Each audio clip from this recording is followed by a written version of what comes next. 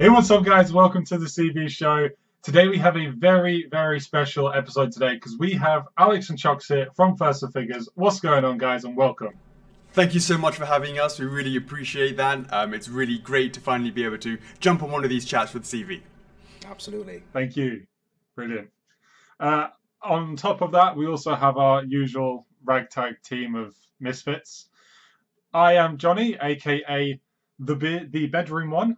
As I the bedroom well, Bang has nicely labelled us all with various different names. Bang from the First of Figures groups and all that. I am the bedroom one. We have English art guy Richard Melbourne. Oh yes, it's so good to be on the chat today. I can't wait to talk about my new Picasso I got in. Nice to meet you all. We also have the bearded one. That is obviously Rick Shaw. Welcome, man. Hey, what's going on?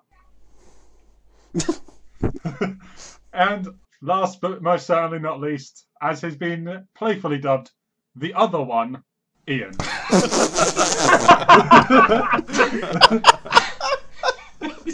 don't even know how to respond to that. I'm sorry. What's the other one?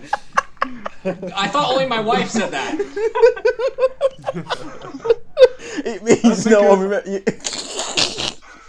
Sorry, Richard, are you God, okay? I've not heard them before. So I was talking to him, and he was like, "Oh, you're great. I've got names for all of you." And he went, "I feel like I'm missing one." I went, "Yeah, Ian." He went, "Oh, yeah, that other one." I just stuck.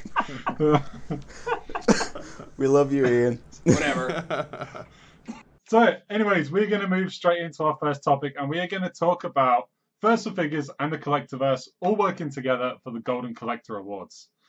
Now, this is going to be, obviously, we're going to go over how we felt the awards have kicked off, why First of Figures chose to support us, why we went to them and asked for their support and their help. So we're going to pass straight over to Alex and Chuck's for them to get their opinions on it. Well, absolutely. So, in order to talk about the Collectorverse, the awards, it's really important to understand how we sort of got to know about you guys and the journey on that, to understand the reasoning why we were very, very happy to sponsor it. And it all started off actually because of you, Jonny. My first recollection of you, or just sort of understanding, seeing you, was a video you had done under Seraphims Nerdpool, and you were talking specifically about Sonic the Hedgehog. And what you had done is you were rallying people because you knew that our silver sales, which was one of the earlier ones in our Sonic the Hedgehog line, wasn't doing quite as expected for us. And then there was some sort of talks about potentially sort of stopping the line or what have you. And we were basically saying that the next in that series, which was going to be the 25th anniversary Sonic, was going to be the one that basically tested the litmus, to test whether or not we continue with that line. And you were rallying people on your channel, and you said, not potentially something that you particularly would buy yourself, because you're more into, my understanding is more into sort of comics and comics and film-based collectibles. But you were certainly saying it would be a massive shame if the Sonic line would to stop. And that was my first ever video that I ever saw of you guys, or saw of you, Jonny, in particular. And it was really, really amazing to see that this kind of support, which has come from simply you being in the club and seeing what Chuckles writes, or seeing what we say about where are the Sonic fans, where are the Sega fans, to take that and then create a video. And it really highlights the importance of the collectors, the community, and grassroots support. For me, that is my first introduction to you, and therefore, when you came to me to talk about CV, I already had an impression of you at that stage to make it the conversation about CV just that much smoother. Chunks? Yeah, absolutely. I remember, now everything's coming back to me. It's like, I remember it was started off really simple. It was like the hashtag save FRF Sonic. Right. And then it's like some people were like complaining about, it sounds like, at the end of the world, but some people look at it from a different point of view. And Jonny picked it up, and, it was like, right at the beginning. He was Right. right from the beginning where Right. people started to, okay, this makes sense. Let's make some videos, Yes. recording YouTubes, and then some people like, like posting it across all the other different groups and stuff. Yeah. So it was really good. Yeah, and so, Jonny, let's talk about that time when you hit me up. We'd been sort of initial conversations. We were like, how are you? Thanks very much for doing that video. And then you, what was it? September? When did you guys launch? 1st of September?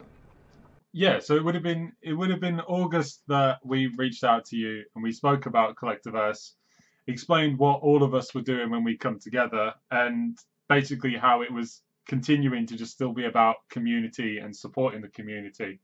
So that's why we came to you, because we know that's exactly what you guys want to do as well. So absolutely, it was very, having already had that impression from you already. So when you talked about this, it made total sense, because we've been all about the community from what really has developed over time since we set up the Collectors Club from the beginning of January 2016. And to see the community grow in such a way that the community affects us and really, really influences our decisions on a lot of things. Not everything. There are some things that we stick to ourselves, but definitely some things that we hear the voice of the community, and the power of the community is just monumental. And to ignore it would be at your own peril, because it doesn't make any sense to ignore that. The collectors ultimately are the ones that keep us doing what we love to do, and in order to show any support on that, why wouldn't you jump all over it? So it was absolutely our honor, Jonny, for you to hit us up to talk about this, and because of course it wasn't even live at the time, and it was something that you were working on before the in August, so before the 1st of September. So it was really exciting to get there right at the very, very beginning. Chooks. Yeah, definitely. I mean, like, I'm always in the club chatting every single day. I've been talking to these guys, not every single person, because like only a few of these guys at the beginning, I'm sure, right? Only a few guys were in our club. It was only like when I actually first saw Rick, up to his antics in a different video outside of our group. Now, I don't want to name names and companies and all that, but I definitely recognized Rick from somewhere else. And then when he was in the club, and there's like, was that Beard's Gone Wild? I've seen that. It's Beard's Gone Wild. You should watch it. I was only it was a couple of months back. Then everything started coming together, and then when Alex told me, hey guys, Chooks, these guys are trying to come up with something very different. It's like collectors for the collectors, and I was like, oh wow, this is quite interesting. And then that kind of just snowballed into where we are today. Really. My first recollection of Rick was when I saw Movember Gone Wild 2006, and hasn't stopped since. 11 years and keep on going.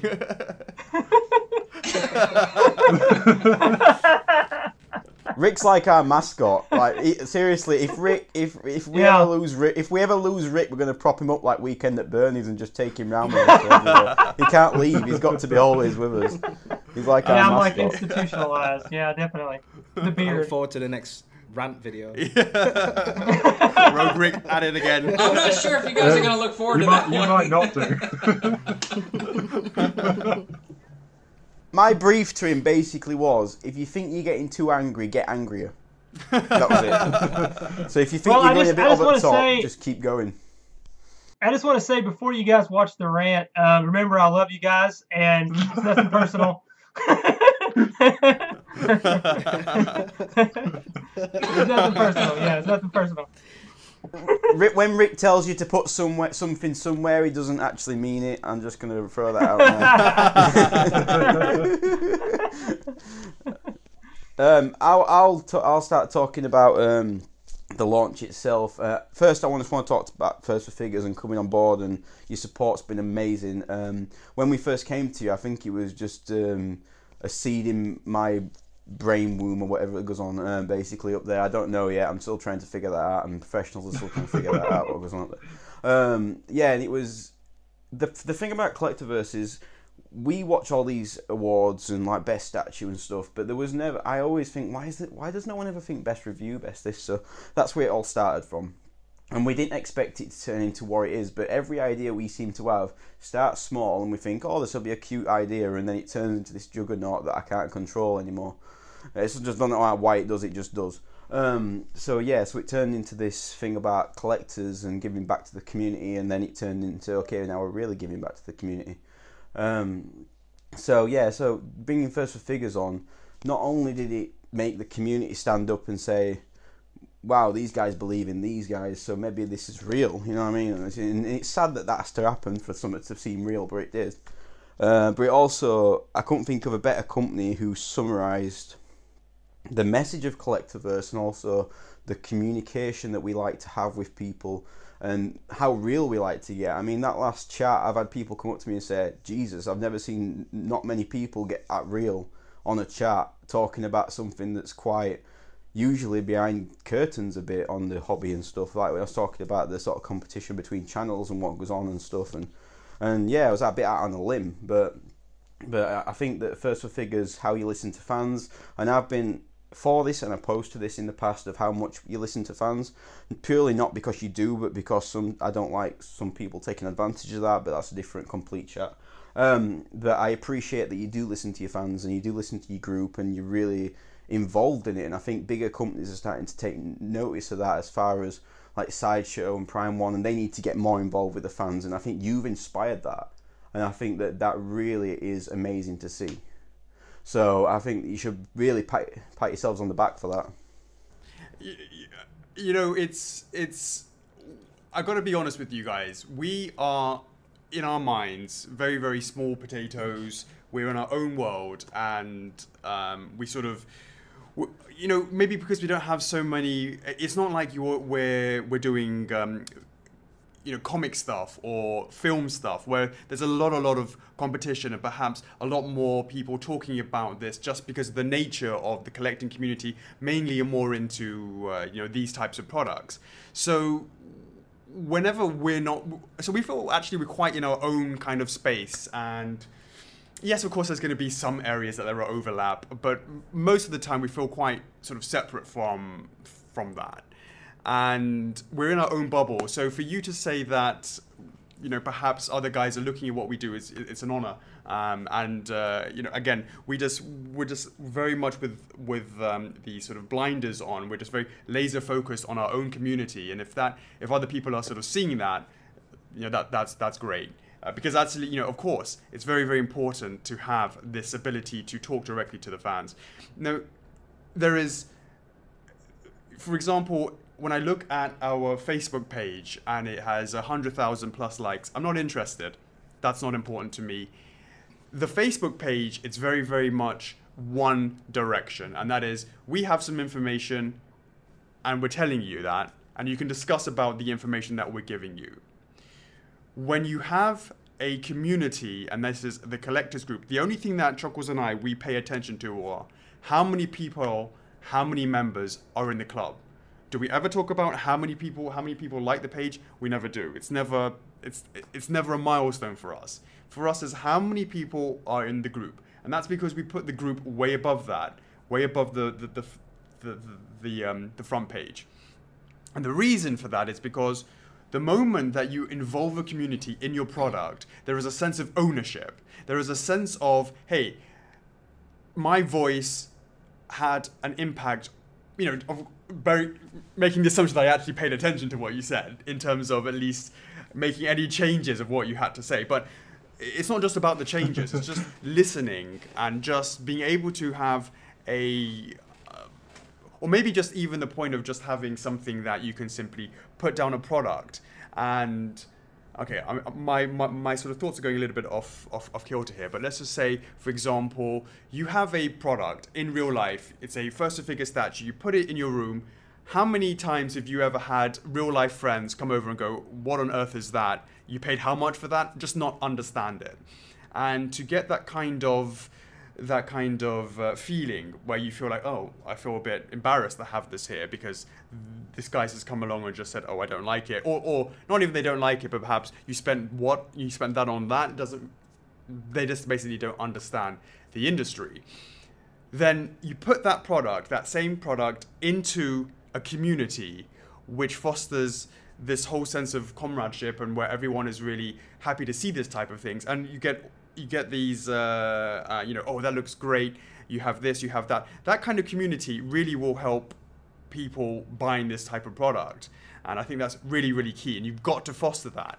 Otherwise, you can be, it's to your detriment if you don't. That, for me, is why the community is so important and why we put so much focus on that as well. I think that's kind of where we relate a bit, where you said you're in your own niche, because the thing about the Collectorverse is we kind of came along and we seemed to find gaps. That has been our thing. So we found, like, when we started the Collectorverse, we saw there was a lot of forums, there was a lot of groups, there was a lot of YouTube channels, but there was not many websites that did sort of this sort of thing. So we were like, and I build websites for a living, so we were like, why don't we create a website? And it didn't start as a member website, it just started as a bit like a comingsoon.net, but for statues. So it was basically like a news site and stuff. But then we found it a bit hollow in the message that it was sending, and as far as this is, what are we actually giving back with this, or is it just us trying to make a name for ourselves? And we wanted a bit more of substance behind the actual Collectorverse brand. So we started thinking about, we all watch these channels. I watch Red Titan, I watch MCE, I watch Odd Couple. We all watch them, but I have to go into my subs list, I have to go and find them, I have to do all this stuff. What if we could pull them all into a feed? Okay, that's one good thing. What if I could find all the Deadpool stuff? Just search Deadpool, and all these channels I can find every Deadpool video from everybody. What if I could just search 1/4 scale? And it started going from that, and we started thinking about how could we actually do this and make it easier for people to find stuff. So find all the First for Figure stuff, find all the Crash Bandicoot stuff, find all this. Just basically make it simple and easy, but also then, okay, so people are finding stuff on the website. How do we give back with that? Well, what if we pulled the videos in, made them profiles, and then every view that they got went back to their channels, and then people might sub to their channels and they might find a new fan base through our website. So it kind of just evolved from that, and we kind of found a gap in that. Same with the chat. We love chats, we love your chat and all others, but we didn't want to copy anybody, because I didn't want to just be showing the same reveal stuff every week and as everybody else. So we were like, I love talking, obviously. I love talking. That's an obvious thing. I think we've covered that. So why don't we do a topic show? Rick likes ranting. That'll be interesting. Ian's a bit of a character, even though he's the other one. And Johnny's got a beard. So I thought this is going to go well. So basically, we just thought we'll do a chat, but we'll just do like a topic show. And it was kind of another thing to not threaten people, because this community can be quite closed sometimes, and a new channel coming along in the pool of everybody else doing something similar to somebody else could seem threatening and could seem like we're trying to compete with the people that we actually call members. So it was another thing to sort of to not alarm them. We're going to do this sort of chat. It's not currently being done, so we're not basically competing with anyone, but people still think you're competing. That was my whole thing last week, and I've kind of now made my peace with it and thought, do you know what, I don't give a shit. So anyway, back to the awards. We kind of went on a bit of a tangent there. If you're still with us, this is about the awards. The thing is, when we were building the website and when we were doing everything for it, when you actually start to look at the content all these other creators are actually making, and this is where, I mean, I will say this was purely Richard's idea from the very start. The initial idea of this award show came from Richard, and you start looking at all the work that everybody does to make these videos, and you realize that when you watch these award shows, all they want to do is talk about the products. So Richard came to all of us into the group, into our Collectorverse group chat that we had, and had put the idea in there about doing an award show that actually gives back to the community.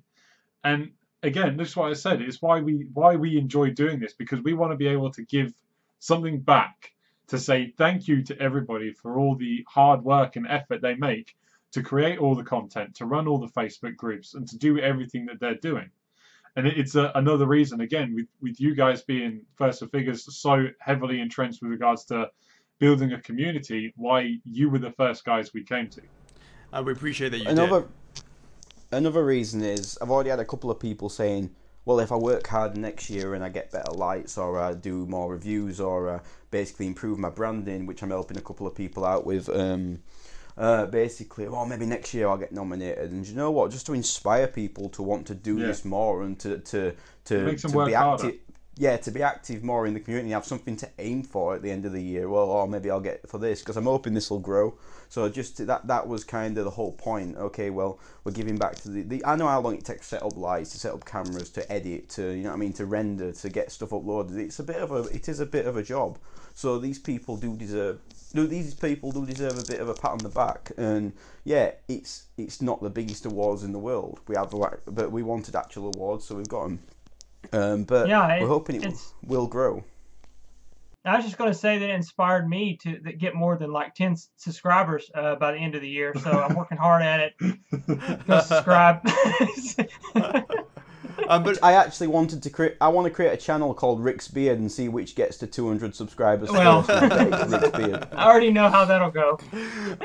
And the reality is, these collector awards will inspire the community to get bigger and bigger, because you say more and more content's being pushed out there, hopefully to be nominated the following year or whatever it is. And the more content that's available, the more it inspires people to collect. And if that's more and more collectors in the world, hey, that's great for producers, so that's great for us, and of course it's great for you guys, because also it means that more companies stay in business, therefore there's more product out there to choose with, etc., etc. So definitely I think you did an amazing job to kind of focus on the community side of things rather than just the usual style, which is producer versus producer. That just serves to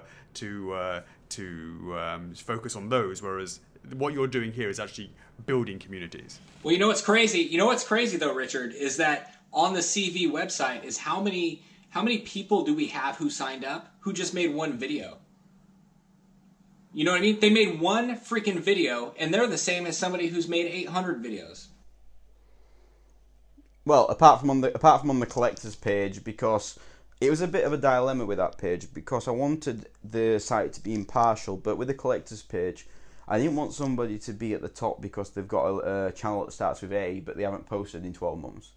It was kind of like, so I thought, on this page, I'm going to do it by the amount of videos done to give something to encourage people to post more, to be more active and to do something. But on every other part of the site, it's all by latest post. There's no way of putting it by rating or putting it by this. It's encouraging people to post more content as regularly so you get to the top, and post more content so you get moving up the collectors thing. And it's kind of a bit of an achievement thing.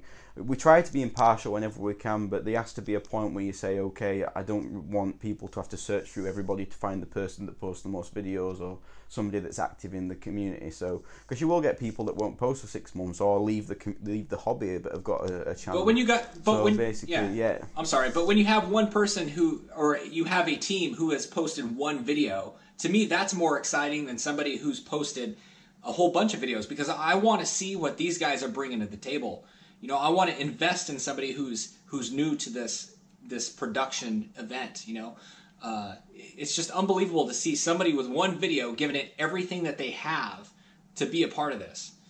And I will say another thing. If it wasn't for First Four Figures, this Golden Collectors Award would not happen. Bottom line. If it wasn't for you guys, donating and sponsoring us, I don't think we would have had the confidence to move forward. So you guys, when you guys stepped up and you guys said, hey, we got your back, I know Jonny and I, we didn't look at each other, but we did message each other, and we said, hey, if we can deal with these guys who are just cranking stuff out, and they're A-listers, you know what I mean? You guys are A-listers to us. So when we said, hey, we've got First Four Figures, Jonny and I were like, game on, let's do this. You guys gave us the confidence, so thank you very much. Oh, I appreciate that. Again, we feel very in our own bubble, and if you think we're A-listers, hell, we'll take it. Yeah. But much appreciated for that. If you ever come to LA, I'm getting you guys a limo. We're going out for steak dinners. Excellent. He promises steak dinners to everyone. It never happens. Don't fall for it. I didn't tell you what. It is an empty promise. I didn't tell you what type of steak. Everyone that goes to LA gets a steak. Yeah, exactly. Yeah. Ian, you're fired. Cheers. Right. Well, it's been a crazy week for the awards because we launched on the 1st. We love launching on the 1st. I don't know if we ever launch anything not on the 1st, I'll be surprised. So we launched on the 1st, and basically in the first 3 days we had something like 18,000 views, which put this in perspective. In October we had 34,000 in total, and in September we had 23,000 total, which, to be fair, for a new website with very little SEO or promotion is pretty good. So we had 18,000 views in the first 3 days. We had 9,000 votes cast last time I checked, and over 1,000 voters in 3 days. So I was kind of like, wow, that's pretty cool. And I'm the only one that knows the results. Unfortunately, I wish I didn't. There is a lot of races where there's literally 2 or 3 people a couple of votes away from each other. There is a lot of races where it's still pretty open. So it'll be interesting to see how that develops over the next month. I just want to clear a few things up about the awards, because there was a few grievances this last couple of days. And I tried to clear it up with the actual website and stuff like that. I was pretty much answering everybody for the last couple of days whenever they had a grievance. One was, someone said, I think it's wrong that Collectiverse and the CV show are up for some awards when we're doing it. And I had to point out that as much as every team member voted, it wasn't just us. It was about 40 to 50 people, different channels, different creatives, sculptors, artists that voted and nominated, and they had free reign. They could have nominated anybody. So it wasn't just us, and the reason we did that is so that people can't say, well, why did you pick this person and not that person? There was people I wanted in that didn't get enough nominations. All we did was take the top 8 maximum from each category and put them up for public voting. I can't help it if Gina didn't get up into the top 8. I love Gina. There's loads of channels that I love that didn't get in, but I have to be fair, because do you know what? We have to release all this data at the end for full transparency and say these were the nominations, these were the public votes, this is who won the giveaways. You can see exactly everything that happened, because this is supposed to be a pure thing, and I could have actually, I said in this post, I hope Collectiverse, the only one I want Collectiverse to win is best website. The rest of them I couldn't care about. I hope we don't win any of them, because I don't want us to win. I don't want us to win. In fact, somebody put me up for the Victor Rosario Award, which I was touched by, but I declined and said I don't even want the nomination, because I don't want I want everyone else to win. This is not about us. I don't want to be buying awards for 5 to sit on my desk. I don't really care. I'm not bothered. They're great awards, and you know what? I put a lot of time into them, and I wish I had them. But for everybody else, I don't want to create an award show just to give myself something. Do you know what I mean? I love the ego boost, but I think my ego is already boosted enough. I don't need another one. It's pretty big, guys. If you don't know, Richard's ego is big. To be fair, this actually is my ego. Richard's over there watching. This is my ego, sorry, right now. I just wanted to say that I'm up against Gio and Alex for one of them, so I'm pretty much screwed from the start. So I pretty much gave up from day one. I just want to say I wasn't even nominated for anything. My own channel didn't get nominated. I think you got best bedroom Rich setup. made 2 videos. Oh my god! Rick made 2 videos and got nominated. Don't worry, Johnny. I watched that F for F Sonic video many times, mate. Well, thank you. Best bedroom. I like it. Best bedroom. That's right. Best bedroom. Yeah, I'll go for best That's bedroom. Right, we'll move on to topic 2. I've got one more thing to bring up. Sorry, the second go on, thing. then. Let's shut up. The second thing I want to bring up is someone was basically saying how there's too much of this person, there's too much of that person, and again, we can't control that. But I don't know why you begrudge this person getting a lot of nominations. They probably worked hard for it and they got the nominations fair and square. So I think we should be a bit more fair and say, if this person, Rad Titan, MCE, First of Figures, wins a couple of awards, just be happy for them. Don't be like, oh well, this person should have won. Why wasn't this person nominated? They should have won. Be happy for them, because you know what? Next year that could be you. Next year that could be someone else. So if they win 4 awards, if they win every bloody award, even if they're not nominated for that category, I don't know how it could happen, but if they are, just be happy for them. So just be happy. Anyway, that's all I want to say. Right. You said everything you need to say now. He's actually posted all these in the respective posts as well. Because I'm always in other groups as well. I've tried to answer everybody that basically I puts up noticed why that. is So this, people why is saying, why are you not choosing that guy, and etc. And you wrote it out really clearly, saying everything's all fair and square, and you're going to release the data at the end anyway, so people can see it. I have a great PR team. They're really good. They post whenever I tell them to, so it's fine. So basically, we're slaves. Richard tells us to do something, and we have to do it. And I don't pay you, so you're cheap slags. So one Go thing on, we Jonny. haven't discussed, we haven't actually discussed the giveaways. So yeah, we will gonna go and discuss the giveaways now, because obviously, first of figures, you guys were very, very kind enough to donate us one of your Bowsers. Absolutely. We want to get, first of all, we want to get your impressions on how you think it all went with regards, because obviously you've just launched Bowser again now, so we want to know how your blind pre-orders went. Did you think that was actually, did it work? Is it something you're going to do again? Okay, so I would like to start by saying that you guys are what I'm going to coin a phrase and call you guys the whales. Now, the whales are basically people who are willing to drop 7, 8, 9, 4 digits on statues and not bat an eyelid. Secondary market 2, 3, no problem. Here you go. I'll take 2.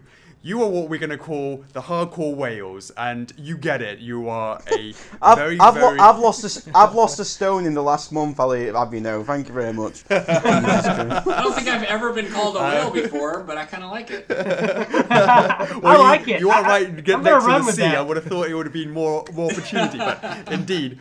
Go So on, mate. you guys are quite frankly not our typical customers. Now, I think the reason being is, yes, of course, we do have some whales that have, hundreds of FRF statues, and we have mad respect, of course, and appreciate that. But the reality is, if you run a poll in our group, and I did this with Rad Titan way back when, maybe sort of 6, 7, 8 months ago, and the question was, how many statues do you have in your collection?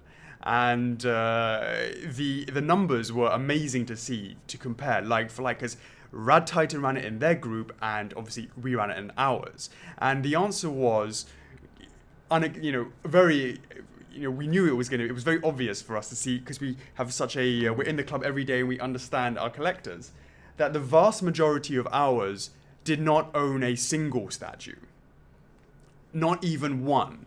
And sorry, just to jump in there, because when you asked that poll, there's I remember it was right at the start. I think Rad Titan had about 2,000 to 3,000 members, and because obviously this statue collecting is very niche. Majority of those collectors there were like you said, whales. The whales, yeah. Whales. So when you asked that question, it was kind of expected. Yeah, for sure. Nobody had FRF. Sure. Nobody knew about FRF back then. Well, sure, but it wasn't even an FRF. It wasn't even an FRF. It's just question is how many statues you have, period. And of course, the option was 50 plus or whatever was the majority. People were sort of saying that in Rad Titan's group.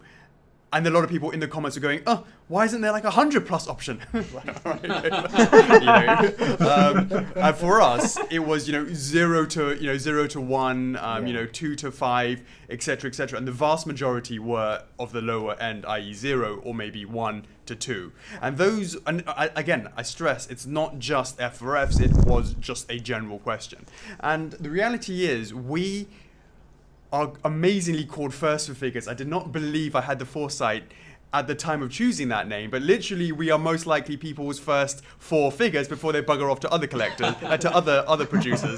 But literally, most people come into our group not owning a single resin statue. What's the difference between PVC and resin? What's this, what's that? And a lot of our time is there to educate. And of course, we have the groups and explaining to the other collectors are explaining to guys who come and join. As I was just saying, Bowser running that, we have coming up to 900 people joining the group just this week alone. I'm sure a majority of those haven't got a single statue. Maybe they have amiibos. Hey, what's this? What's the difference? And so the reason why I sort of talk about this is because you are a very, very different group of collectors compared to those that are in our group. And I have seen, of course, when we put up Bowser, you know, people like Statue Forum or whoever it is, of course, in the, you know, in the rads, in the statue collectors, in those Facebook groups, the whales will talk about Bowser and go, what on earth is a blind pre-order? And the blind pre-order concept is this. We said, here's a question mark with an outline of Bowser. It's going to cost $700. Put your money down, and you can start paying that off as a lower monthly payment plan, because, of course, it's spaced over 12 months. And the whales are like, I don't get it. We're in a time zone now where the current era is most people don't even put down money for pre-orders. They wait to see it actually in collector hands before they even think about buying it. And here we are. Who the hell is First of Figures? They've actually said, here's a silhouette. I'm not even going to show you what it is. And you put the money down on that. They're like, what is going on? Like, the whales are going, have they gone crazy? This is the most ridiculous thing I've ever heard of. Well, this is because you guys have absolutely no problem. $700 for Bowser, you see it, you like it, boom, here's the money. Can we get a discount on paying it in lump sum? See, you guys have a very, very different mindset to our audience, that we know what they're like, because, as I said, they've come in not knowing about this industry. $700 is like crazy. More than $100 is like, why? My plastic figure that I got from Toys R Us cost me $15. Yeah. Why on earth would I be? Majority of our collectors are like from gamers, right? So gamers are they're more attuned to collector's edition, which could, like, even if it's like $150 or $200, that is way over their budget normally, because for them to actually move into statues is a big leap for them. And like Alex was saying, 700, whoa, that's like crazy, man. That's like another console with a bunch of games to go with. Exactly right. And you know, it's like, oh, but what's a resin? Oh, how is it different to my PVC? Well, I can explain, well, you know, PVC is this and technically that, but the reality is you can't tell anything until you go and see one and pick one up and then really see it for yourselves. And there's so many times that, you know, I think it was Okami was you know, whenever we do a new range and you get a bunch of new people that have come in who haven't picked up any of our other stuff, like the Zeldas or the you know, the Sonics or whatever it would have been that we already have established product in the marketplace. When we do new figures from new statues from new lines, basically it means that. Off your notifications. Yeah, hold on one second. Sorry about the. Is it this? Yeah. Nope. Where's that coming from? That's the new Solid Snake. Sorry, no, I think it might be. No, so what I was saying was that could you guys hear that beeping as well? Okay, they can't hear it. I want to know what it's like getting business, though, like that. That's crazy, where you got to stop what you're doing and be like, hold on, everybody, I got to handle business. You know, so in terms of the, I've lost my train of thought now. Yeah, you know, so the Bowser's, which you said it was going to be the same price as a console, and you can't really explain. And when we had Okami and we released that, a lot of people, when they finally received it, go, now I get it. And it was a lot of the times was, I finally received my Okami statue, my Amaterasu, and then I asked them, is this your first statue? Do you now understand the difference between the two? And the question is, was it worth it? And the answer was, you know, 9 times out of 10. The other time I didn't see it was that absolutely it was worth it, and they're definitely they get it now. They understand it, and now they understand the whole idea, and therefore the next one was much easier for them to do it. As I said, we really understand that our client base does not really have that kind of concept about dropping so much money on a single statue. So the blind pre-order was set up specifically to get the monthlies down, and the reality was, once we did do the final reveal, there was absolutely no penalty to the customer. If they wanted it to be, you know, they could cancel without any penalty, so that it was a no-brainer. It was just simply for the fans, to get the price down for them, to get them basically able to buy it. That was basically the whole reason for the blind pre-order. 100%. 100%. 100%. So many people have said, if there wasn't this plan, there's no way I could have got it. Yeah. 100%. Because we all know that the prices in the market are increasing constantly, year by year. I mean, I don't know if we've talked about that. Have we talked about that? I don't know if we've talked about that on this chat. You guys did talk about the pricing. Like every episode 2 was episode 1 of those episodes. And then, you know, we're always trying to push those prices down. And the only way of keeping those down and make it affordable is to offer these blind pre-orders. And extending the monthly plans from our original 4-7 months to 9 months to 12 months. So... Absolutely. What was the reaction at NYCC to Bowser? Because he released him there first. That's where people saw him for the first time. What was the initial reaction for people on the floor? I mean, obviously, we put him in the like in the corner of the corner booth, meaning that you would see it from quite a far away distance, and definitely it brought bodies on the stand, no doubt about it. It was to see the reaction of guys that never collected statues. You can tell they're some of them are cosplayers, some are just walk-bys. And then to look at it, for them to touch it and ask us questions, what is it made out of? Of course, when they were touching us, like, don't touch. It's been a surprise. I mean, it's what we wanted to do from the show. It wasn't about selling. It wasn't about anything else. It was just getting awareness, so people that know, hey, there's actually a company out there that actually make gaming statues, and those trying to bring all that nostalgic feeling towards the product. So, yeah, definitely. There's a lot of people at my work. What I want to know. Go on, Ian. I was going to say, there's a lot of people at my work who are big gamers, and they think that I'm crazy for collecting statues. You know, I'll bring it. I have all my statues delivered to work, and I usually do the unboxings just to rub it in everybody's face. Even though I'm all about community, but when one of my good friends, his name's Chava. Chava, I know you're watching, but when he saw the Bowser, he was like, I'm all in on statues now, because he's a big Super Mario Brothers fan. And every Halloween, he goes dressed up as Mario, and nobody gets it. Nobody understands him. But he's like, dude, Mario, it's all about Mario. And so... Do they just think... Ian, do they just think he's there to fix the sink or something? Well, usually it's an all-guys Halloween party, which are usually the best. But no, but when he saw the Bowser, he was like, damn, I get it now. And I think he did pre-order it. I don't know if he did it blind, but I know he definitely is interested if he didn't buy it already. So wonderful. I did a blind pre-order. I basically waited until you showed the full thing and then just held my hand over my face for it. I wanted to be part of it. I was like, I've missed the boat, so I was like, I'll be part of it. I'll do this. And of course, you didn't go for monthly plan. You went for in full. No, he went for I'll pay you later plan. Pay cash. Yeah, pay you later. Yeah. Richard was like, yeah, I'll play. But what I want to know.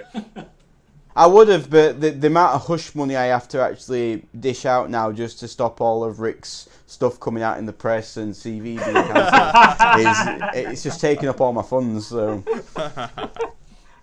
And we're in a big lawsuit with John Pham after Z-Rick's comments last week. so yeah, you might see me in court at some point. Yeah, he's bringing the farm. All right, where are we at?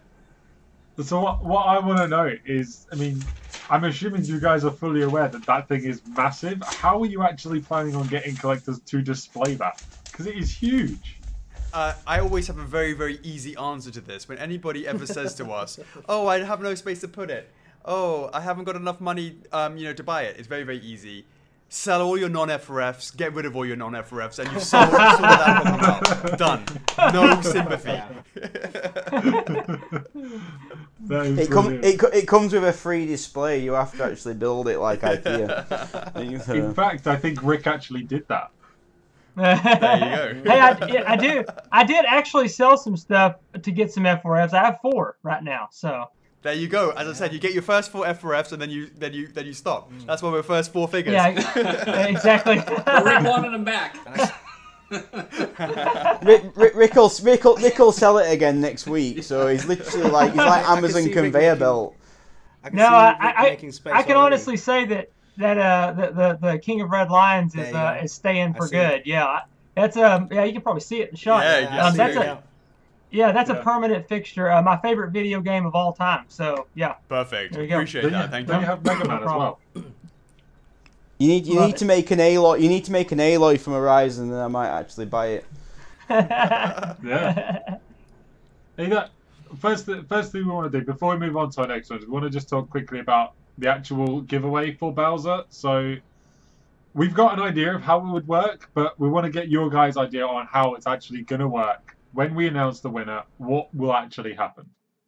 Okay, so what's going to happen is you're going to tell us who the lucky winner is, where they are, and it's going to go to, when production is finished, it's going to go to one of our 5 warehouses, because we want to obviously keep, we have 5 warehouses in order to keep importing for locals of those regions to avoid those import taxes, and also to make the shipping fee lower, because I know a lot of Europeans get dinged if there is no European warehouses for other producers. So those are some of the things that we try to avoid. Canadians as well. We have a Canadian warehouse, a US warehouse, 2 in the Europe right now, 1 in Slovakia, 1 in the UK, and we have 1 obviously in Hong Kong, China. So depending on where the winner, the lucky winner, is located, it will get shipped to one of those 5 locations, and then from there onwards shipped courier style to their location. Well, it's nice to know that my Bowser's getting shipped from the UK when I win, so it's fine. There you go. Sorry, I meant when Rachel Melbourne wins, it's going to get shipped to the UK. That's nice. It's nice to know. But I genuinely it's like the most bittersweet thing ever, knowing that we have been able to get this and give it away, but none of us can actually have it. Or touch it or see But it. you can have it if you buy it. Well, Yeah, buy it. Indeed. Yeah, Unless, of that course, is you didn't true. specify in the comments exactly when they received the Bowser. Thanks, Alex.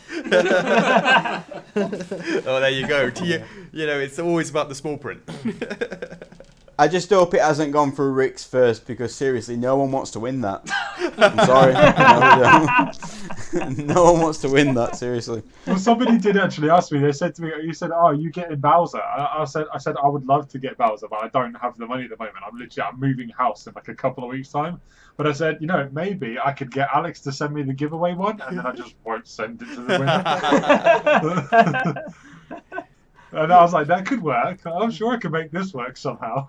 Ian's got a lockup full of statues right now that literally he could just be like, right, I'm done with Collectiverse, done with all this crap, and just change his address. So I could literally split. You guys would never see me again. well, silver linings, I Yeah. would never do that to you guys. Maybe. Indeed, well, so, obviously, the alternative is we send it to one of you guys and you can deal with it. Yeah. Yeah, but then it wouldn't get dealt with. That's Yeah, the problem. It would just go, hey, look at this Bowser I just managed to pick up. Yeah, what a surprise. It just turned up. And then there's like going to be that. all these Absolutely. pictures of us with it online going like...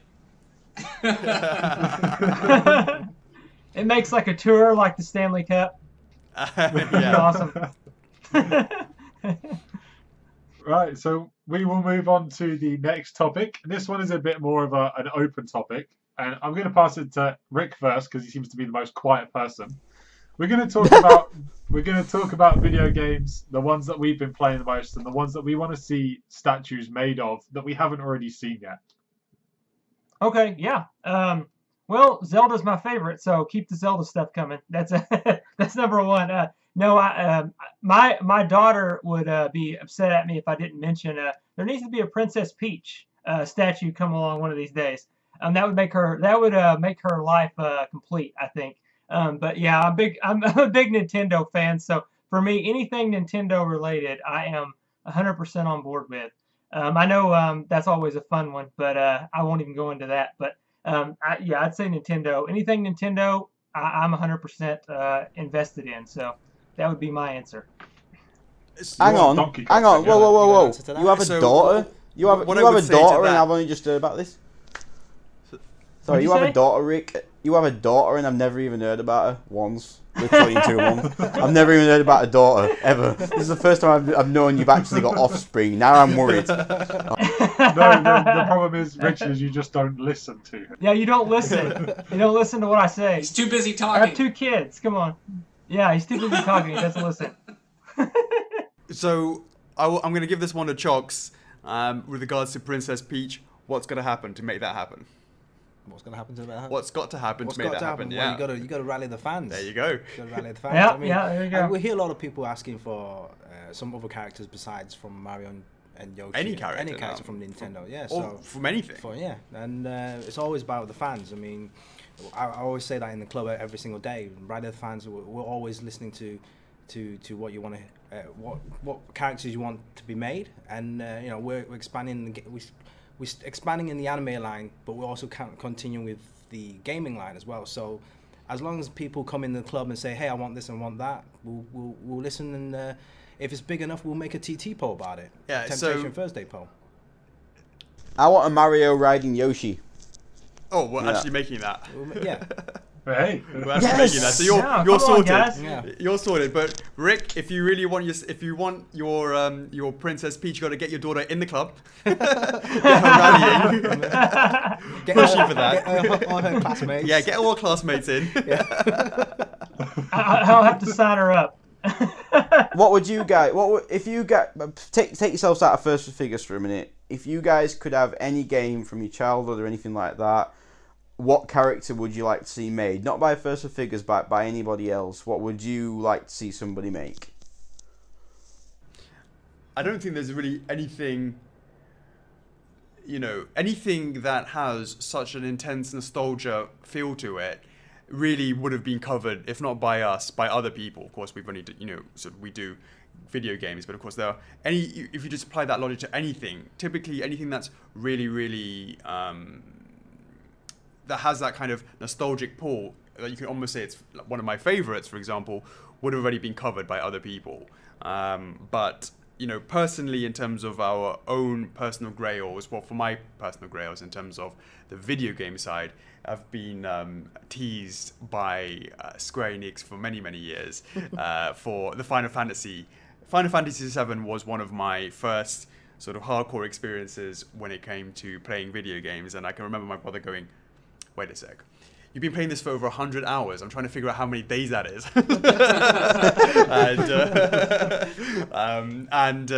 So to be able to be so blessed, to be able to work on so many of those games that I grew up with, from the Nintendo range, the Sonic ranges, etc., over having been able to do those.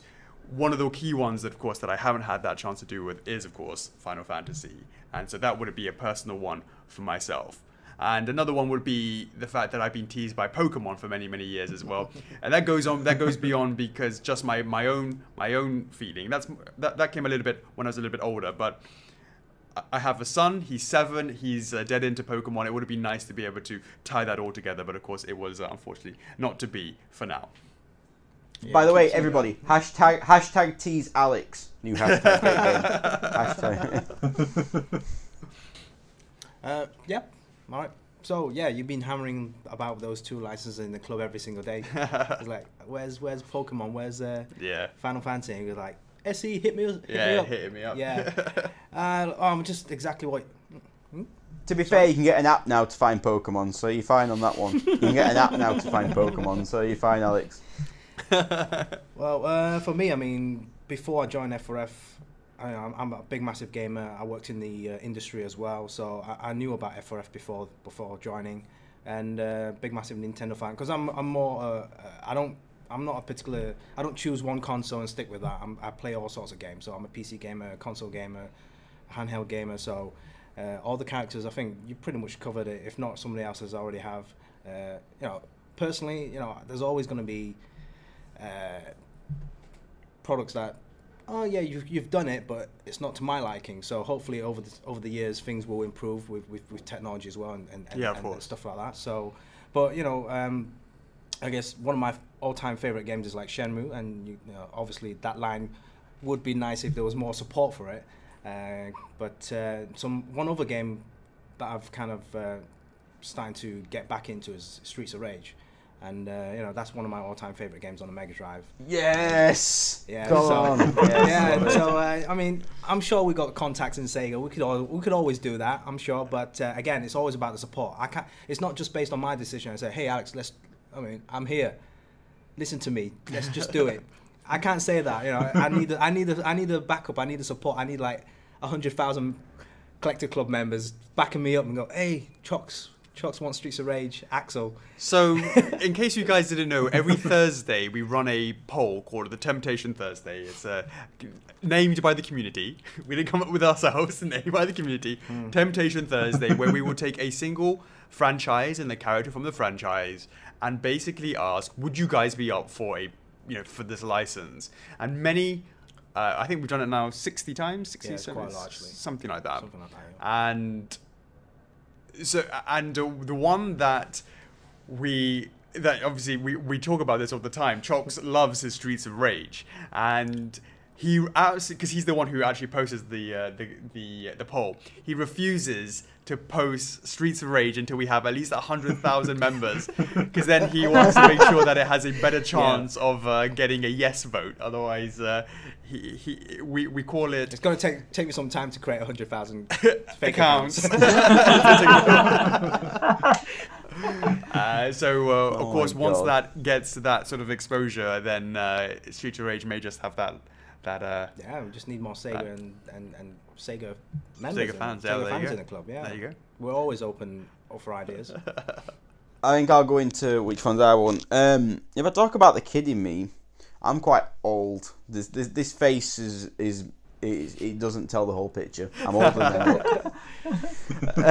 look. Basically, oh, damn it. She told me this makeup would make me look 20 years younger. So, she lied. I would like something from the Master System, whether it's Golden Axe or whatever. I would like something a bit of an older style. I know it'll probably be all little squares, but oh well, okay. So yeah, I like some Golden Axe, or if I like modern games. Like I'd like to see some more Last of Us stuff. I know there's been some stuff done with the zombies in Last of Us and that, but I'd like a Joel and Ellie maybe, or I'd like I think Horizon's got so many characters that could be done really well with the fabrics and stuff like that, and Aloy, and I think the actual Eclipse would look really nice. And if somebody actually made one of the big dinosaur monsters, if that's 1/4 scale, he's going to put Bowser to shame, to be honest, because he's huge. He won't be needing a new display. He'll be in a new house. Yeah, only person who can display it is Rick in his barn, and he'll have to turf John, and he'll have to turf John Pham out before he can actually get in it. We're so getting sued. So yeah. As far as older games, it's kind of all been named. I think Streets of Rage. If you're going to do Axel, I like Blades. I like the guy with the roller skates in the second one. I thought he was always my favourite to play as a kid. I don't know why. I just like the fact that everybody else was really slow and he just was like literally like that because he was on rollerblades. So he's really quick and everyone else is really slow. Why stop there? Why don't you do the diorama where the police car comes up with the bazooka coming up from the other side and it shoots in? Do the whole diorama. See, he's already got the figure planned. He's got it planned, ready to go. Yeah. What was the guy in Sonic that there was the baddie in Sonic? Dr. Eggman. What's his name? Robotnik. Are you going to do it? Are you doing him? Are you doing Dr. Eggman? Have you done him already? I'm way late to the party. He's there, juggling, holding the gems. Yeah.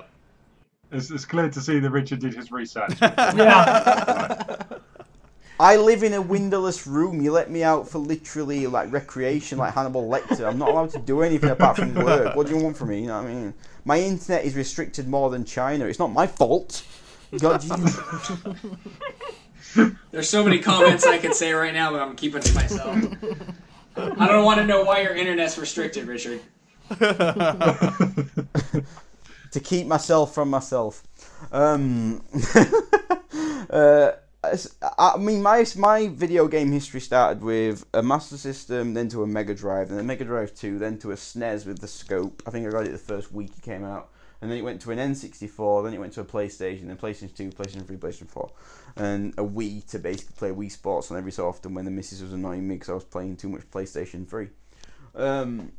So I've got quite an eclectic mix of different brands and different games. I think the Super Nintendo, I'm trying to think of any iconic games on it, to be honest. I know there's a lot, but I'm trying to think. When I first got it, I had like Robocop 3, and I had the Scope game, and I had F-Zero. Do an F-Zero car, that'd be pretty cool. An F-Zero car, that'd be pretty cool. I mean, Ian, do you play games? I mean, I know you play War all the time, but do you play actual games where it's in the console or just in real life? He wants battleships. ID don't play games. Yeah, battleships. ID don't play games. That's another T-shirt. Come on. ID don't play games. ID don't play games. Hey, okay, you know what? I'm going to really show my age now because you think... I know Richard looks like shit, but I'm really old. So... What I grew up with was Sega Genesis. I remember getting it when I was 13. I was like, damn, you know, I'm big time now. I got a Sega Genesis. And one of the first games that I played on that was Altered Beast. I love that game. You know, Altered Beast was my favorite game. I'd die all the time and I'd come back to life. It was great. Before that, Altered Beast, I used to play that game Black Belt. Do you guys remember that? No? Yeah, it was all karate. It was punches and kicks. That was all it was. It was great. It was a great game, though. No, it was a tailoring game. You had to dress up. Anyways, and then I liked... See, this is all games that are like from before I was even born. Yeah. So I'm just staying quiet. Yeah. But The Last of Us was the best game that I've played. The last, you know, I think it was I think it was about 3 years ago I played The Last of Us, and I was like really taken back at how awesome that game was. But growing up, I used to play Mega Man, and Low G Man was another one of my favorites. But as far as games now, I don't have time to play games, man. I wish I had. If there was more time in the day, I would have more time to play games. But you know, somebody's got to bring the money into this house. You know, but you know that is actually not a that's not a how do I say? The fact is that our products are not about necessarily because you're playing games now. It's because we're selling nostalgia. We're selling that experience that you had playing Altered Beasts. You remember that name however many years later. And that's what it's about. It's having, every time that you look at it, you're going to remember, you know what?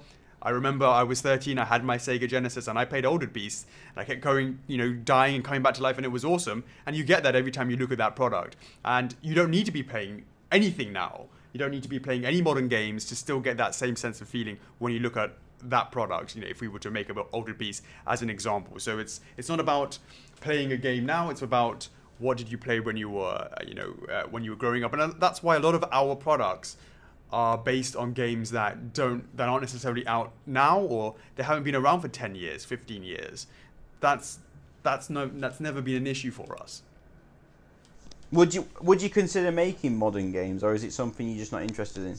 Oh, for sure, we've made modern games. Stuff for modern games. It's not either or. It's definitely we do a bit of both. So we recently just announced we recently released Crash Bandicoot. Yes, it was a PVC, but the point was we coincide that with the actual launch game, and likewise Breath of the Wild Link that came exactly the same sort of time as the latest Zelda game that came out. Again, that was a PVC, but the point being is, you know, absolutely, it's never been a problem for us to make stuff at different times, the modern stuff, etc., etc. Can I ask a question? Do you see a correlation between when a game gets released, such as the new Mario game getting released? Do you see any sort of improvement in sales based on what Nintendo does or what Sega does? Does that help you guys at all, basically, when they release a game of a character you're doing at the same time? Or so the reality is, the customers that we have for our resins are very, very clued up. They've been following us. When we announce something for pre-order, we've been teasing it for months and months in the club. So it's not as if they didn't know this product was coming up. And they've already made their mind up earlier if there was something that they were interested in. So whether or not Nintendo happened, or whatever the license is, happened to release a product at that same sort of time, I don't believe it makes much difference to our resin collectors. For our PVC line, it makes a huge difference. A massive difference, because it's not about whether or not the collectors themselves will buy the product. It's more about whether or not the Best Buys of the world, the GameStops, if they will be willing to invest in buying this product, they feel more confident if there is a product or a game that's coming out at the same time. That makes a huge difference, and I don't believe it makes much difference to the actual collector themselves. If they're a fan of the franchise, they're going to buy it. The question is, can they get it from their local Best Buy? That's the only difference it makes. And when we're dealing with the resins and what have you, we don't deal with mass market shops. So we don't have to sort of kowtow to what they need to happen and when they need to happen. So we're much more, we can sort of deal with it ourselves and be masters of our own destiny. If you do go to Best Buy, by the way, make sure you pick up a Rogue Rick shirt. You'll find them between the guns and the horse feet. So basically, pick up these will be on sale soon. There's a bit of beard hair on it somewhere, but they're actually worn by Rick. So, and I guarantee you will not be. I guarantee you will not be arrested. So, oh God! Sorry, pick them up. Yep. I think they're giving them away with. I think they're giving them away with every shotgun at the minute. So just. Jonny, you're the gamer. You're the main gamer of us all. Let us know what you want to get. Am I? Oh, okay. Hey, I resent that comment. I'm a gamer too. Yeah, but you just play Nintendo. They're not real games. Whoa, what? Hold on. I'm joking. Rogue Rick now got the next. Rogue Rick's now got his latest rant topic to go on about now. I'm going after him now. No, so I'm sat here, and in front of me, underneath my screen, I've got. I've asked this in like every single club I can physically go into, and that is Assassin's Creed. I need somebody to make Assassin's Creed. Be it Versa Figures making quarter scale stuff, I'll buy every single one that you've got. I've asked Prime One if they'll do like a full 1/3 scale museum lineup. I'll buy all of them as well. I love Assassin's Creed. When I was a kid, I used to play quite a bit, but I was a bit more of a casual gamer. As I got older, I kind of fell out of love of gaming, and Assassin's Creed was the series that pulled me back into gaming and got me back into gaming. And it's always going to hold like a really special place to me. And it just seems like nobody is really doing anything with Assassin's Creed. Maybe because Ubisoft destroy every single Assassin's Creed game they touch, but that's their problem, not mine. But I do want Assassin's Creed. I love Ezio. He's my favourite character. He's the one I want to see made. Also, I agree with you, Richard. Horizon Zero Dawn, Aloy would be a brilliant one to make. And the thing is, with that game, you could change the outfits, so you could do like various different versions. You know, like how Versa Figures you did. Prime One just heard you. They're all over that. Gold ones, they'll be doing. Oh no, no more gold. Ones. No more. Don't trigger me. Don't trigger me with the gold. Hashtag triggered. No. Don't trigger me. Don't do it. Jonny, wait till you come up here. It's going to be like a sultan's palace, and you're going to be sleeping in this room after the awards. And I am leaving everything up, so you're going to be like sleeping in a golden room. You're going to love it, mate. Yeah. Honestly, oh. The room may be in flames by the end of the night. There is another one. Actually, there's two more that I want to see made. Firstly is Borderlands. I love Borderlands. The entire premise of Borderlands is just stupid and crazy, and it's amazing. And the art style is so cool, and I would love to see anybody attempt to make Borderlands stuff and make it look really good. Particularly, one particular character is a crazy lunatic midget called Shooty McShooty-Face. And the only reason why he's in the game is for you to go up and shoot him in the face. That is it. He's like a big boss, and like it's the easiest boss you will ever come across, because literally he just runs up in front of you, jumps around until you shoot him in the face. That is it. Sounds like a predator. There's actually a boat in the UK, and they put a British pole out of what they wanted to be called, and they called it Boaty McBoatface. Yeah, I saw that. That's best awesome. boat name ever. Best boat name ever. It really is. And then there's one other, and I know that the guys already have a TT going for this one, and that is Dead Space. I don't do horror games, but I like sci-fi, and my missus is a big horror fan, so she got Dead Space, played the hell out of it, and she said, you know what, just play it. You might get scared, You might jump, you might cry like a little girl, which I did on several occasions, but I enjoyed it so much. Dead Space would be so good, and I think just to make that whole like engineer's outfit they had would just be so good. So I'm going to do my bit to try and rally the troops into the group to vote on that TT. There you go. Because I need to see that Isaac Clarke. Well, you know, absolutely. You know, the Assassin's Creed is definitely something that we've dabbled before with many years ago. The characters themselves are very, very, you know, amazing and very intricate, and would absolutely make for a lovely piece. The Borderlands stuff, the cell shaded effect, they look absolutely awesome. It's very unique. That would be a nice challenge. That's for sure. That would be a challenge. We could line that up as a TT one day. Yeah.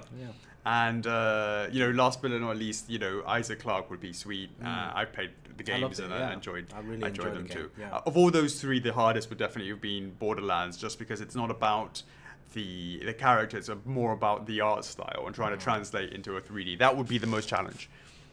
I think that's why like nobody has really tried it yet, because of just how unique that art style is. It would be so difficult to like translate it into a decent resin or even a PVC statue. I think it's not just the difficulty of making the initial prototype. I think there'll be a lot of difficulty in manufacturing as well, because you know, at the end of the day, you can make a lovely prototype given enough time, but there's no guarantee that you can make the production the same as the prototype. I think that would be more challenging. Yeah, definitely. Right, so we're going to move on to our final topic. I mean, we've been going for a little while now. We're just going to have like a little First of Figures Q&A, get to know you guys more sort of outside of collecting and more outside of your company, and just to get to know you guys. I know a couple of the guys have got some questions, so I'm going to hand it over to you guys. I'll go first. Right, both of you. I just want to know, because I judge a lot of people by movies. Yeah, you might as well strap in, because this is about to get real. So, what kind of underwear do you... sorry, I'm kidding.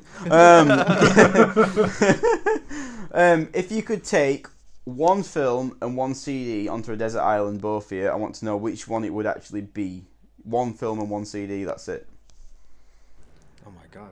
That's a tough one. I will go with... I would probably go with Inception. Why? Because then I can pretend this whole thing's a dream. And you know, I really like that film, and you can watch. That's the kind of film that you can watch many times to figure out what the hell is going on. And then music-wise, that's going to be a tough one. Jocks, you come up with yours first, and I come up with my music. I was like, that kind of just left that. I just follow something like, it'd be interesting to take a film, The Castaway, because you figure out how to do it. All I need is Wilson, right? The Castaway for Castaways. Yeah, that's great. I like that. That's a really good answer. Because I'm cast away. I love it. Remind you how bad you have it. Yeah. Just leave me. Just ship me. Just ship my statues to that island now. Absolutely. You've probably got a warehouse there, to be fair.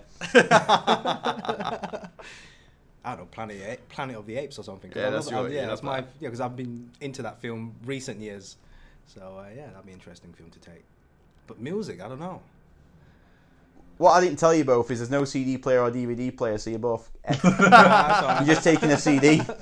You're just using the discs to fight for your life. You have to act it out or sing it to each other. Oh, I like it. Well, so that's my question. Bar Black Sheep. I'm going to sing that to you all the time then, Jocks. You're not allowed to say that anymore, according to my toddler's nursery. It's Bar Rainbow Sheep. So, okay. You're not allowed to say that anymore. It's right, wrong. okay, yeah, okay. Bar Rainbow Sheep. Times have changed. There you go. Right. Also, I'll go first because I just want to know what the other guys think, because I don't really know much about these guys. We don't really talk much. It's all for show. We don't really know each other. This is just a business. We're just trying to get everybody's money. So I would go back.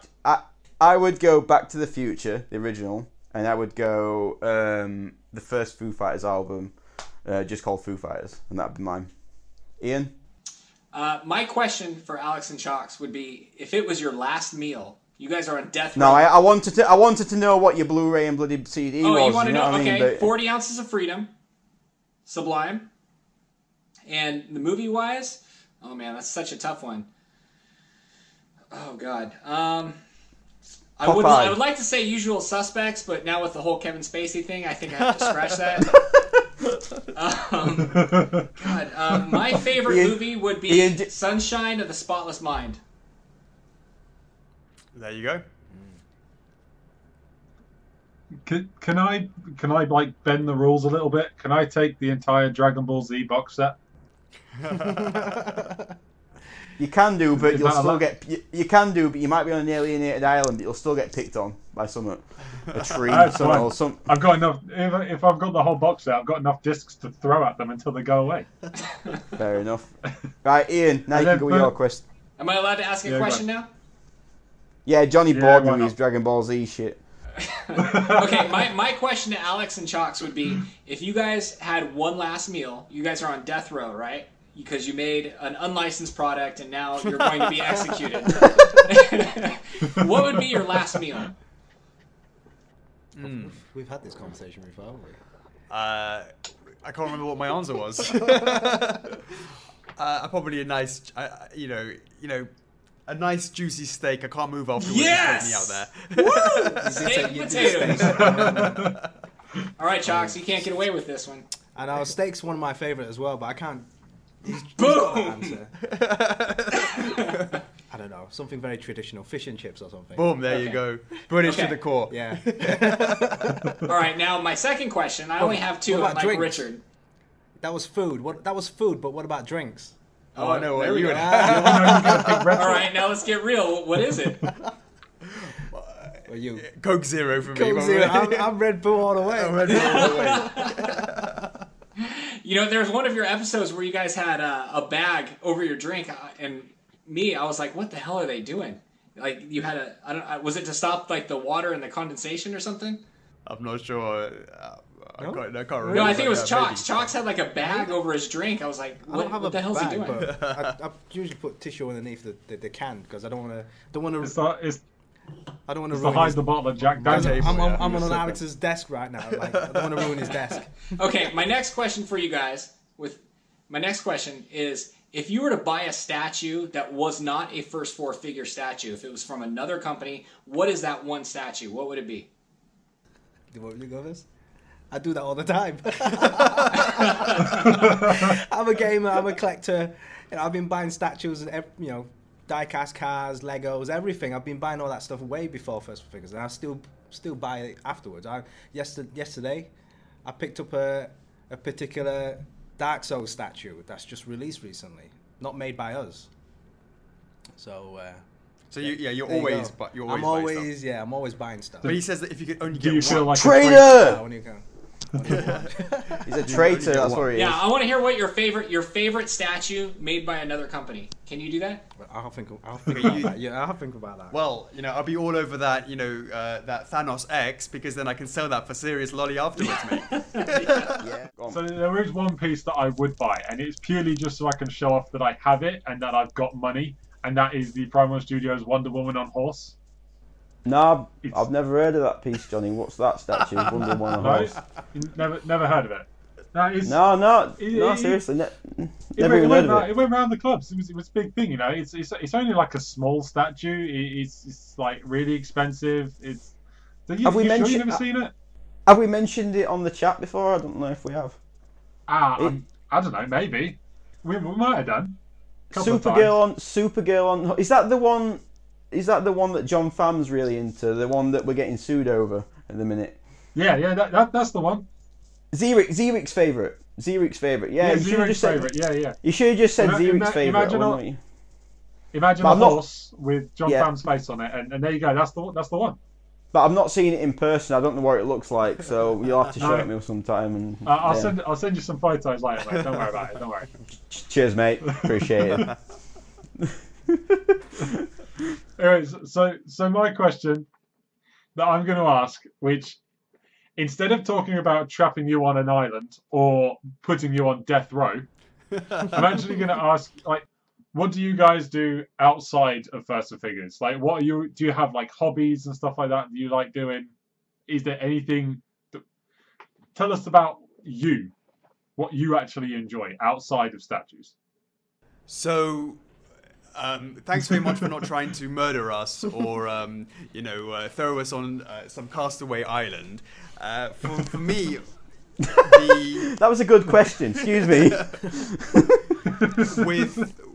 The reality is my work-life balance is out of whack right now, and it's because we have such a young team. We've only really been together for maybe a year now, with more and more people joining at different times, meaning you still need to really manage it a lot in the business sense. So my work-life balance is quite out of whack, meaning that when I'm at home, I'm still working, and I also have a family, 3 kids as well, wife to look after. So in terms of being able to just go out and do my own stuff, it's not been quite as I don't get as much opportunity anymore. But of course, and what I can also argue is when I'm sitting there playing a game, in the rare occasions that I actually do get to sit there and play a game, I can now classify that as research and therefore work. So, but I like to go off and watch films, listen to music, sort of typical sort of things. Nothing particularly, I would say, outlandish. I would say not really. Unfortunately, got time to do that. Maybe later on, but pretty much that. Jocks? Yeah, I mean, beforehand, I was like kind of semi-retired, so I had plenty of time then, so plenty of time to rest and all that. So, but since been at First of Figures, everything's quite very intense. It's like constantly, because I'm always on the internet. I was on the internet beforehand anyway, but more involved in the statue community, chatting with everyone, hitting up with the licensors and everything. So that's kind of my at the work and outside of work as well. But every hour and then, sometimes if I'm staying late, I do. Like, this is enough. I need a couple of hours break. I just pop down the road, just go down to the cinema, just watch a film, just to get my mind out of the zone, and then after that I just come back in. So it's like my sleeping pattern's totally messed up. It's like basically I have like short bursts of power naps, and then just come. Constantly. I've got to be constantly, because that's what makes us, like, everyone knows that, oh, you guys are not sleeping, you guys are working so much into the community. People can see that. If they missed us, if they don't see us for a day, they'll know that. And and they always want some updates. They just want you to be there. And everyone comes at different time, right? So some people might be there now, some people might be there a couple of hours later. So yeah, it's really hard. I mean, it's impossible to find an exact replica of us two 24/7, but we'll try and be there as much as possible. And but you gotta love the hobby, you gotta love the whole thing. If not, it's I would have been out the door straight away. I would have quit the next following day. Do you guys ever have trouble turning it off, if you know what I mean? It's like sometimes when I go to work and then we do CV, or we're messaging people or talking on the phone or emailing, it's really hard for me to turn that click off. Do you guys find that, if you know what I'm talking about? Well, physically, it's so much easier nowadays. You don't have to be in the office to be able to do things. And, on the way back, I'm out of the office and I'm on my phone and I'm checking the club on the phone. And it's so easy now to just sort of get into that. You have to physically turn off your phone, turn off everything in order to do that. So because it's so easily accessible, it's not like you have to physically be in the office to do something. It means, for me, it's very, very hard to turn off. I don't think I turn off at all. It's, I'm a gamer at heart. I collect stuff, so I always want to go on the internet and look at other things anyway. It just so happens that it's part of my job. And to understand, you need to understand the market. You need to understand the collectors. Because from me, I want to know what updates with my statue. I want to know what's going on with it. Is the production okay? Do people like it? Are there damages to it? What happens if my statue doesn't arrive? I want to know all that stuff. So I put myself in the collector's point of view as well. So I look at it from both sides and trying to find that right balance. And sometimes I don't want to talk too corporate, as in with that kind of attitude, because I'm not that kind of person. So I'm quite down to earth. Like, hey, is this thing good? If I think it's good, if the product's good for a collector, then I'll say, hey, it's all right, Alex. You know, put it out there. The reality is, I mean, certainly from my point of view, it's actually I get a lot of enjoyment out of doing this. So it's not like, you know, because I get so much enjoyment out of it. It's something I'm happy to do. I said, you know, it's just sometimes it's a little bit tough when the kids are saying this and that, and I'm halfway like writing a post. Let me just finish this post, and then I'll, you know, give them the attention. That's a little bit out of whack for me right now, but it is what it is. And Kanako, it was just myself, Kanako, and John, three of us together for about 10 years before we started getting this whole team involved. So she understands. She was there. She used to be the one who was doing the customer service and the shipping and, you know, all that sort of stuff. Now she's more sort of HR and dealing with sort of office admin stuff. But so she gets it, and she doesn't give me too much. She's understanding with that as well. Do you do this, Alex? Do you lay in bed sometimes and you're thinking about ideas, or you're thinking about the next day, you're thinking about something that's happened today or something business-wise? Chox has heard me every now and then. I just look at him and he goes, uh-oh. And I say to him, hear me now!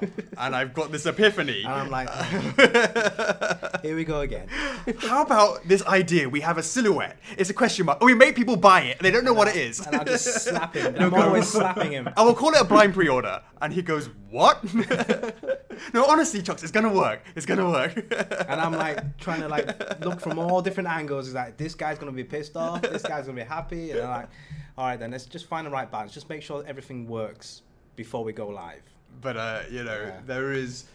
You're absolutely right. I'm thinking about it all the time. But, you know, it's trying to tweak that work-life balance. It's all to do with the situation as well. Right now, you said it's difficult because you're doing the CV stuff and you're, you know, of course, the setup and all that sort of things. And, of course, the first time is always harder. And as you get more experience with it, perhaps it's faster, perhaps it's easier. Perhaps you get future help with that as well. It allows you to then tweak your work-life balance based on the situation that you're in. Yeah, it didn't help that we came up. The awards have kind of snowballed into this big thing. Yeah, of course, and so quick off the ground as well. Yeah, this has all took us by surprise because we started this thinking it might do well. It might do well, but it's been literally took into the community so well. The whole Collectorverse, the message, the people, and it still makes me laugh when people are like saying that we're kind of cemented now in this community. I'm like, we've been around 2 months, so I don't really see that. And to be honest, I'd like to be 24 months in and still not see that, to be honest, because that's just how I am. I like to always feel like I'm always chasing my own tail. I always like to keep myself on my toes. I never want to get settled in anything. I never want the website to be like, this website's good enough. I always want to be updating it. I always want to be coming up with new features, coming up with new shows, coming up with new things, because I think once you get settled, that's when you start to die. I think once you get happy with your products or happy with your channel or happy with your website, where have you got to go? Yeah, where have you got to go? Where have you got to go? You know what I mean? You should always be chasing yourself every year. So next year, like the only stat I care about with the website is the users and the views. If I can keep improving that every month, that sounds selfish, but if there's more views, that means that we only have so many pre-orders and news pages. So if there's a lot more views, it means they're looking at us members. So I see that as the members are getting more attention every month. So if we can get more views, more page views, that means, because they can only look at a pre-order page once. Do you know what I mean? But they can, all the members pages, and keep looking at, there's all these different members, these different reviews. And what I usually try and do is look at what actual pages they're looking at, and ours is really quite eclectic. Like, you'll look at all these different reviews and stuff like that. So I'd like to get a bit of a more around the world thing, because we have literally hit every continent and every country I can think of on the analytic map, but we only cater for English reviews at the minute. I'm trying to figure out how we can fix this in and how we can make it more sort of bilingual, but the problem is the videos, if they're in English, we can't really do much about that. So it's like, what do? You kind of constrain. I mean, I want to know, this is the last question I want to say, where would you like First for Figures to be this time next year? If you had a goal. I know you probably talk about this in meetings and stuff, but where would you like to be this time next year? For me, it's, again, you did your benchmark based off of views and members. and that to be something that you measure your success and progress against. And for us, it's exactly the same. And it's really based on the Collectors Club and seeing how many members we can get in there. For me, I want to see 50,000 by the end of next year, no doubt. If we don't hit that, I'll be, I think we can, and that's what we want to get towards. Certainly for me, that's my benchmark. Because once you've got the Collectors Club like that, sales will come as a direct proportionally as a result of that as well. So, obviously it's a business, but it's also as a community, and it's fostering that community in a way that can be, this is a lovely place to be, and also just likewise, for that you're really mixing pleasure with business as well, and that's the perfect blend for me. Chooks? Well, I guess just to carry on from that, I'm expecting more. Actually, I'm expecting more members. So, because at the start of the year, I've always said that 2017 is going to be crazy, and my disappointment is it hasn't gone as well as I expected. But hopefully, because we've been going through a shit ton of transitions behind the scenes as well. So hopefully next year, with things improved, the club improved, and obviously more awareness outside, because I can't just constantly stay inside the club. I don't want to, like you said, before we had the club, you were so focused in your own little bubble. That's right. And I don't want to go into where stay too focused in the club. I need to go out there and reach out to other guys and say, hey guys, hello, I'm over here. We have a club, come in here. Yeah, I want to keep expanding on that year after year. 2017 was no doubt a foundation year. I think next year is probably poised, especially if we do more Comic Cons as well. So cons, yeah, we physically started going out this year. Hopefully there'll be more cons next year, and everything growing at the same time, but still keeping that main mentality that, hey, we're for the collectors and we're accessible. That's the important thing, because that's not going away. I mean, well, MCM London is certainly something that we've been looking into. Anyway, thanks for coming on, guys. We really appreciate it. I know it's ran a bit long, this one, but do you know what? More people, more stuff to talk about, so we really appreciate it. If you're wondering where Rick's gone, we killed him. So what? Next week it's going to be back to normal. We're not going to have the me and Jonny are not going to have bags under his eyes for one. It is literally... it is now... What's it now? It's nearly 3 o'clock in the morning for us. 2:45 a.m. This is almost immortalised in stone time. So, yeah, it's 2:45 a.m. Immortalised in stone was funny because literally when I was coming off that, the sun was rising, birds were chirping. It was like, I might as well stay up. So... But yeah, okay. Cheers, guys. I really appreciate you being on. I want to ask one final question. Because it's only 3 a.m. there. Yeah, you guys are on the verge of your 35k member mark. Can you give us an early indication as to what that 35k reveal is going to be? And is it Banjo-Kazooie? All I can say is, when exactly is this chat going to be edited by and online? next Monday, week tomorrow. Well, you said it grows like 900 a week, so you should be there by then. That's true. That's true. Let's just say it's going to hopefully be something that a lot of people are going to be happy to see, and what we're nothing if not really good at teasing, and we'll just have to keep on teasing you just a little bit longer. As you said, hashtag #AlexTease or tease Alex. Put that down, and we're going to do that for the 35k. It's going to be a good one. Cool. So it's a 1/4 scale Rick. It's a 1/4 scale Rick. I can live with that. Yeah, I can live with that. You said we're going to be mixed very media happy. beard. So. Oh shit, that's nasty. I'd go for that. Do you know what? If we actually, I will judge success when we make it. When I can actually go to someone like Sosa or Daniel Bell and say, I want a 1/4 scale Rick. I want it in proportion. I want a beard. I want a barn and everything. So make me a 1/4 scale Rick. So absolutely, that's my judge of success. Anyway, guys, thank you so much for having us. We want to wish CV all the best, and look forward to seeing CV develop over the coming years, and hopefully you guys keep on trucking and keep kicking ass. Well, I won't be around for that because I'll be dead from a heart attack in the next 6 months. So good luck with all the. He's gonna have to teach me programming first. Oh God! Hey, thanks for all your support, Chooks and Alex. Thank you guys very much, man. I really do appreciate it. Thank you guys so much for helping us. All right, Peace. guys, nice one. You have a, appreciate it's late there, so thanks very much for your support as well, guys. Cheers, Brilliant. guys. Bye. No worries.